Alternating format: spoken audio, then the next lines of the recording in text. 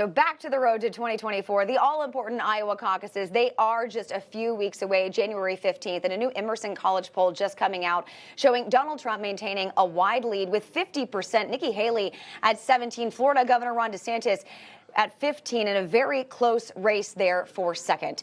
2024 GOP presidential candidate and Florida Governor Ron DeSantis joining me now live. Governor, thank you so much for taking the time today. Sure. Well, many would argue that you are the most popular governor from Florida in about 100 years, Harvard educated, captain of Yale's baseball team, lieutenant commander in the Navy. On paper, you are totally qualified to be president of the United States.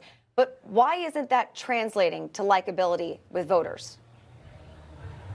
Well, it is. We have tens of thousands of people who have committed to caucus for us. We have an organization in all 99 counties. We have precinct captains in over 1,000 precincts, and we are marshaling more and more support every day. Citing some of these ridiculous polls. There were polls saying that I was going to lose re-election. I won by 20. So I think that there's a lot of garbage out there. So we've got momentum here. We're having big crowds. We're getting more and more people to sign up, and we are going to get the job done. So we're proud of that. So Donald Trump's numbers in the latest Des Moines Register poll put him at 51%. Your campaign seems really confident that you're going to do well in Iowa, yet you're 34 points behind. How confident would you be, though, if you had Trump's poll numbers?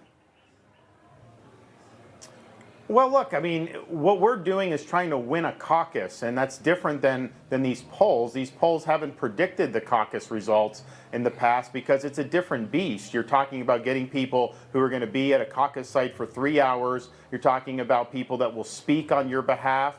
People are making decisions the night of the caucus, and that's one of the things I found. There's a lot of people that haven't made final decisions yet. A pollster that pushes them in one direction doesn't mean that that's where they're ultimately going to end up. So we've had great success of people who are open to voting for different candidates. When we're able to get in front of them, make the case, answer their questions, we're able to convert these folks, and we're going to continue to do that all the way up until caucus night. And I'm actually showing up and answering the questions. I'm actually going to show up in the debate on January 10th in Des Moines. Donald Trump's not willing to debate, and he's not willing to come and answer questions. And I think Iowans do take this process very seriously. I think that they feel like they have an important role to play. And I don't know that not debating has hurt him yet, but I do think it will hurt him on caucus night because you can't just ignore the voters. You can't just sweep in here, give a speech for 40 minutes, and then fly back out. You got to listen to folks' concerns. You got to be on the ground. You got to be willing to shake their hands and tell them what you believe. So that's what we've done. And historically, the candidates have done that, have done very well. So I want to move over to the all-important New Hampshire now. Former President Donald Trump had this to say about you and his 2024 GOP rivals. Take a listen. New Hampshire is going to weed out the insincere rhino. Does everybody know what that is? Republican in name only. All right, so you've said before you would be willing to debate Trump here on Newsmax. Are you still holding to that? 100%. Let's do it. And, look, Donald Trump calling, certainly I don't think he was referring to me as a rhino. I mean, he has said his gun policy is to take people's guns first and do due process later. That's not a Republican position. That's unconstitutional. I wouldn't allow that to happen. When he was president, we were all supportive of securing the border. He tried to push through an amnesty in 2018. I oppose that. It's not a Republican thing to do, to push through an amnesty. Now he's in a situation where he's running on creating all these new cities, which would cost trillions of dollars. We're already $34 trillion in debt. That's not a Republican thing to do. So I think this idea that he would be referring to that isn't with the facts. And I can just point to my record in Florida. Nobody has delivered more on conservative policies, American first priorities, than I have in the state of Florida. Illegal immigration, crime, cutting debt, cutting spending, cutting taxes, making sure we have universal school choice, getting indoctrination out of the schools, fighting woke corporations, eliminating DEI from our public universities, and barring China from buying land in our state. I've not only talked the talk, I've walked the walk, and that's what voters want to see.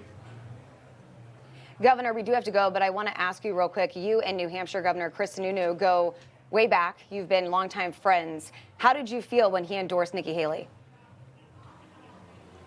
No, I was not expecting anything different. I mean, I think that she's probably more aligned with him politically, but ultimately he's not going to be able to paper over her record, which is a record of caving to the left, caving to donors and big corporations, and not standing for the values of the people. I've been willing to stand up to all those people to do what's right for Floridians, and I'll do the same thing for Americans. And so as more and more people see that in the run up to these contests, that's going to obviously drain her support.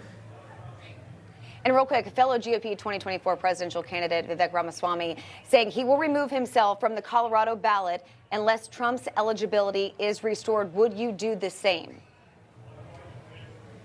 No, I think that's just playing into the left. I think the case will get overturned by the Supreme Court, but I've qualified for all the ballots. I'm competing in all the states, and I'm going to accumulate the delegates necessary. That's the whole name of the game in this situation. But I do anticipate that that decision was political and will get reversed. All right, Governor Ron DeSantis, thank you so much for joining me this afternoon. Thanks.